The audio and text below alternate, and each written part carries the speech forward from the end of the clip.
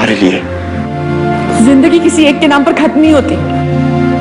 तुम मेरी तरफ से आजाद हो, किसी को भी शामिल कर सकते हो अपनी जिंदगी में। बस यही सुनना बाकी था। लगता है भगवान ने मेरी नहीं तुम्हारी सुन ली, इसीलिए ऐसे हालात बन गए कि मुझे तुमसे दूर जाना पड़ रहा है।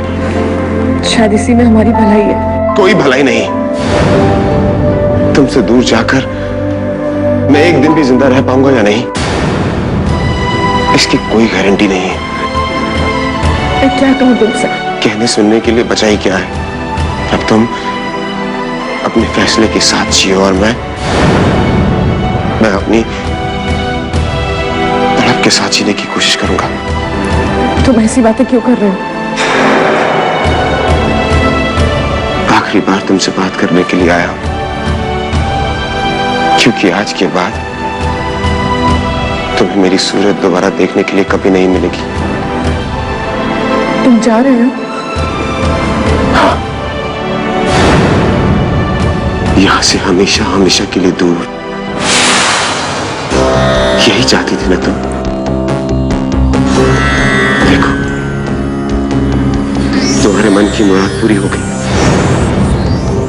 इस गांव की पंचायत ने भी यही फैसला सुनाया है। क्या? बस जाने से पहले आखिरी बार तुम्हें जी भर के देखना चाहता था। जाने से पहले तुमसे मैं एक वादा चाहता हूं। इस बच्चे को कभी मत बताना कि इसका बाप कौन था। इसे कहना कि इसका बाप इसके पैदा होने से पहले ही मर गया था।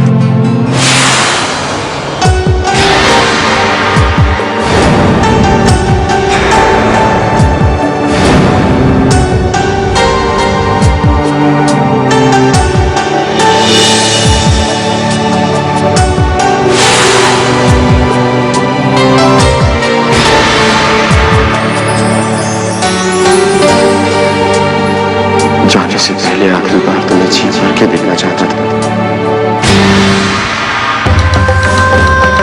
इस बच्चे को कभी मत बताना कि इसका बाप कौन था। इसे कहना कि इसका बाप इसके पैदा होने से पहले ही मर गया था।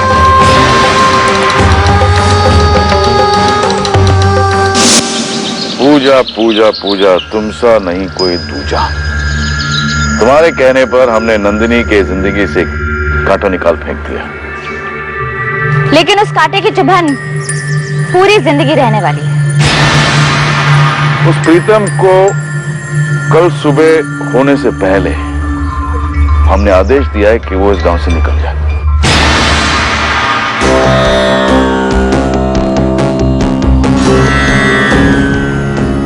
उसने ये फैसला चुपचाप मान लिया? मानता नहीं तो हम उसका टेटुआ दबा देते।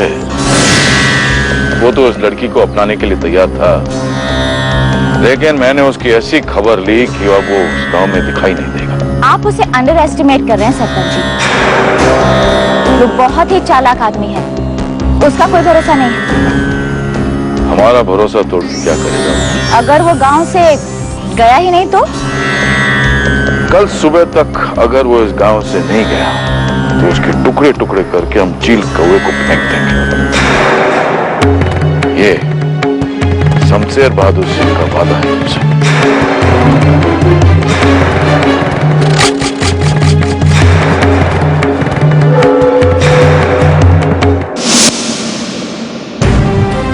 मैं तुम्हारा सहारा बनने के लिए तैयार हूं। तुम आगे बढ़कर मेरा हाथ क्यों नहीं थाम लेते?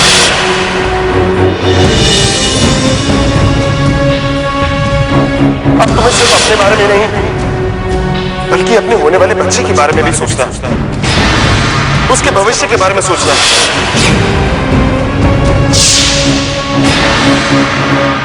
अगर तुम चाहती हो कि मैं तुम्हारे दरवाजे पर अपना सर पटक पटक कर मर जाऊं, तो यही सही।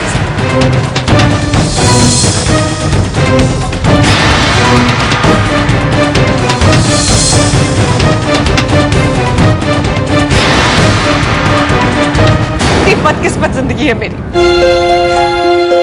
एक भूलने जलाकर राख कर दिया। कल तक जिसे मैं अपनी जिंदगी से दूर जाने के लिए कहती थी, आज उसी के जाने की खबर सुनकर मेरा दिल क्यों भर आया? क्यों एक तूफान सा उमड़ रहा है मेरे अंदर? भगवान, ये क्या हो रहा है? मुझे कुछ समझ में नहीं आ रहा। क्यों मेरी भावनाएं हमेशा मुझे ही ढकती रहती हैं? क्या करूं मैं, क्या करूं? मुझे कुछ समझ में नहीं। मामा जी, मैं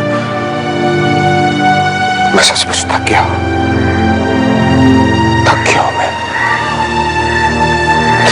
जिसके नाम मैं अपनी पूरी जिंदगी कर देना चाहता हूं, वो मेरा साथ ही नहीं दे रही है। ये बहुत बड़े इम्तिहान की घड़ी है। संस्कार, परंपरा, रिश्तों की बेड़ियों में जकड़ा हुआ इंसान कोई फैसला करे भी तो कैसे? मामा जी, ये कैसे संस्कार, कैसी परंपरा कि एक इंसान अपनी मर्जी से अपनी जिंदगी भी नहीं जी सकता? ये समाज मर्जी से जीने कहाँ देता है? और औरत को तो बहुत कुछ सोचना पड़ता है। तो आप ये बताइए कि उस समय आपका समाज कहाँ था, जब शशि की इज्जत उछाली जा रही थी? पूरे गांव से किसी एक ने भी नहीं कहा कि वहां जो कुछ भी हो रहा है गलत हो रहा है। गलती की शुरुआत किसने की? शशि और तुमने मिलकर समाज का नियम तोड़ा। उस गलती की इतनी बड़ी सजा? इस समाज में जो चोरी छिपे होता है, क्या कभी किसी ने उस पर उंगली उठाई? अब इस मसले पर बहस करके कुछ हासिल नहीं होगा। नहीं मामा जी, ये समाज वो हर बात मानता है जो उससे मनवाई जाए। शशि, एक बार मेरा साथ देने के लिए तैयार हो जाए तो मैं इस सारे समाज से विद्रोह करने के लिए तैयार हूं। बागी बनकर तुम जी सकते हो, लेकिन शशि नहीं। मैं अभी भी कहां जी रहा हूं मामा जी, कहां जी रहा हूं अभी भी? अब तो इस गांव में भी रहना मुश्किल हो गया। जा रहा हूं मैं, हमेशा हमेशा के लिए। ये फैसला किया है तुमने? जी नहीं, ये मेरा फैसला नहीं है। इस गांव की सरपंच, इस गांव की पंचायत का फैसला है। पंचायत ने मुझे तय कर दिया, कल सुबह तक मुझे ये गांव छोड़कर जाना होगा। आज मुझे आप आखिरी बार देख रहे हैं, इसलिए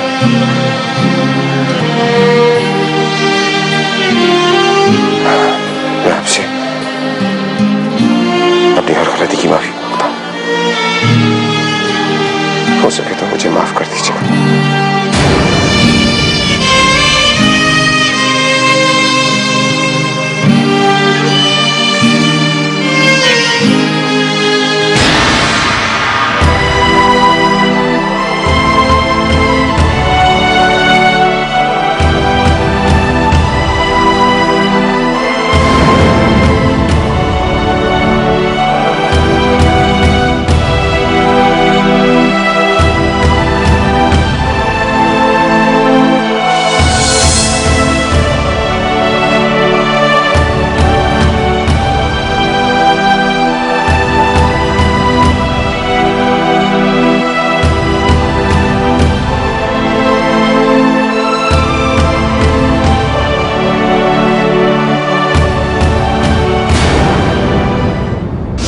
इंस्पेक्टर साहब, इंस्पेक्टर साहब, कुछ तो रहम कीजिए मुझ पर।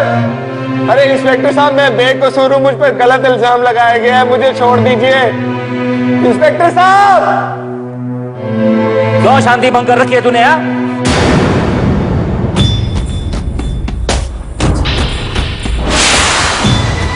अपना मुंह बंद करके यहाँ चुपचाप बैठ जा। इंस्पेक्टर साहब, इंस्पेक्टर साहब, आप क्यों मेरी जिंदगी बर्बाद करने पर तुले? मैंने आखिर आपका क्या बिगाड़ा इंस्पेक्टर साहब? अबे तुम मेरा क्या बिगाड़ेगा? जिनके कहने पर हत्या करने निकला था, बुला उन्हें, बुला। किसी ने मुझे कुछ भी नहीं कहा इंस्पेक्टर साहब, किसी ने मुझे कुछ नहीं कहा। इतनी मार खाने के बाद भी झूठ बोल रहा है? अब तेरा फैसला सरपंच के चुनाव के बाद ही होगा। तो क्या तब तक मैं यही जेल में सड़ता रहूंगा? और क्या तुझे मेला देखने भेजूं? क्या नौटंकी देखने? इंस्पेक्टर साहब, ना जाने आप मुझसे किस बात की दुश्मनी निभा रहे हैं। मैं भी देखता हूँ कि आप मुझे जेल में कब तक रखते हैं। ज्यादा दिन नहीं, कोर्ट का फैसला आते ही तुझे डिस्ट्रिक्ट जेल में शिफ्ट कर दूंगा। अब देखता हूँ तुझे कौन बचाता है। इंस्पेक्टर साहब, अब हम आपको कैसे समझाएं इंस्पेक्टर साहब कि हम बेगुनाह हैं? मुझे मत समझा, तो खुद समझ। या तो अपना गुनाह कबूल कर ले या पूरी जिंदगी जेल में सड़ने के लिए तैयार हो जा। ठीक है, अगर मेरी किस्मत में यही जेल में सड़ना लिखा है तो फिर ठीक है। मानेगा नहीं, तू अपना गुनाह नहीं कबूल करेगा। कैसे कबूल कर ले इंस्पेक्टर साहब, कैसे कबूल कर ले, जब हम कह रहे हैं कि हमने किसी को जान से मारने की कोशिश नहीं की। इंस्पेक्टर साहब, बस सरपंच के चुनाव तक मामला दबाया रहेगा, उसके बाद तेरी हालत क्या करता हूँ देखना। और चुनाव तक तुझे कोई झांकने भी नहीं आएगा। तूने अपने हाथों से खुद अपनी जिंदगी में आग लगाई है बेटा, अब तेरा खेल खत्म।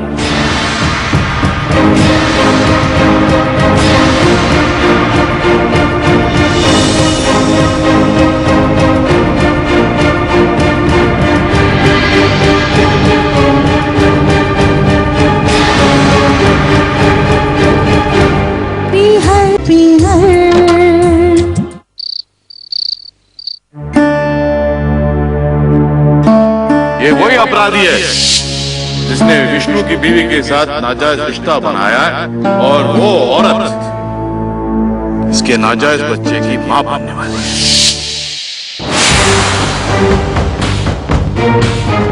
कल सुबह सूरज निकलने से पहले अगर तुम इस गांव को बाहर नहीं गए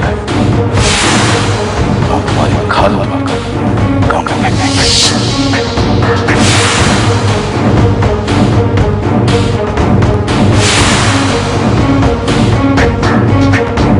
मेरी जिंदगी का अंत कर दिया गया, फिर से जीने की, एक जिंदगी की नई शुरुआत करने की ख्वाहिश जागी थी, उसे दफन कर दिया गया, दफन कर दिया गया उसे। अब यहाँ से मेरे सपनों में मेरी खुशियों की लाश जाएगी। कितना बेबस, कितना लाचार हो गया हूं मैं।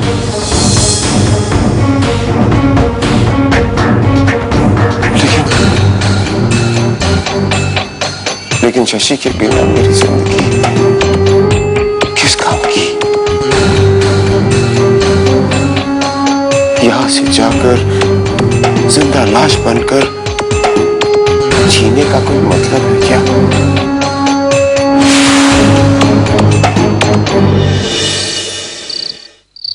सुखिया सब संसार है, खावे और सोवे, दुखिया दास कबीर है, जागे और रोवे।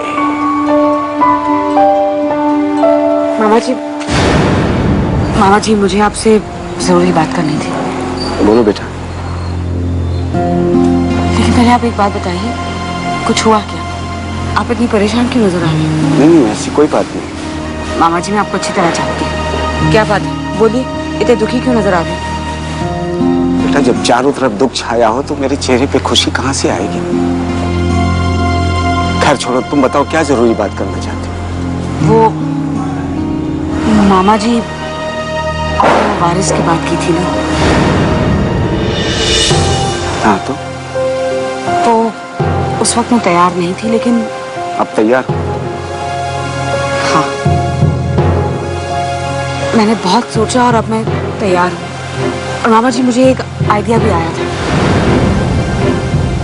जिससे भाभी और भाभी के होने वाले बच्चे को एक नई जिंदगी मिल जाएगी। वो कैसे? मैं सोच रही थी कि मामा जी हमें शशि भाभी को प्रीतम के हवाले कर देना चाहिए, जिससे उन्हें और उनके होने वाले बच्चे को अपने पिता का नाम मिल जाएगा। तूने मेरे मुंह की बात छीन ली, लेकिन ये फैसला करने में तुमने देर कर दी। देर क्यों कर दी? अभी तक तो सब कुछ वैसा का वैसा ही था, बदला नहीं बेटा, शशि को तुम जिसे सौंपना चाहती हो वही नहीं है। नहीं है? कहाँ गया प्रीतम? अभी कहीं नहीं गया, लेकिन कल सुबह होने तक वो इस गांव से बहुत दूर चला जाएगा, फिर कभी अपना चेहरा नहीं दिखाएगा। अरे नहीं मामा जी, ऐसा नहीं हो सकता। उसे जाने से पहले आपको उसे रोकना होगा। वो यहाँ से कोई अपनी मर्जी से नहीं जा रहा है। तो फिर? ये पंचायत का फैसला है, सरपंच का फैसला है। उन्होंने उसे मजबूर कर दिया है कि वो ये गांव छोड़कर चला जाए। मामा जी, फिर तो आपको जल्दी जल्द कुछ करना होगा। किसी भी तरह से भाभी को उसके हवाले कर दीजिए और भाभी को उसके साथ ही इस गांव से रवाना कर दीजिए, नहीं तो। मुझे भी यही लगता है बेटा। जब तुम भी तैयार हो गई हो तो मैं इस शुभ काम में देर नहीं करना चाहता। मैं अभी जाकर उससे बात करता हूँ। अगर रातों रात ये मामला तय हो जाए तो इससे अच्छी कोई बात नहीं हो सकती। मैं बात करके आता हूँ।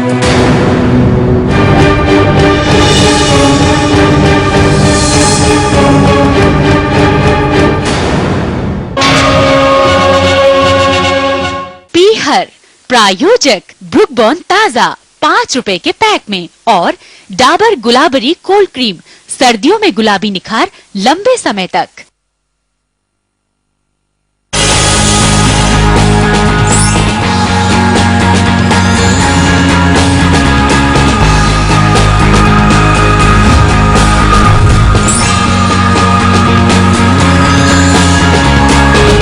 वो कागजात मैंने तुम्हारे लिए दिए थे। तुम्हारी बीवी के सपने नहीं पूरे हो रहे थे इसलिए। लेकिन सपनों को भी तो आपने ही तोड़ा है ना अम्मा जी। सुषमा,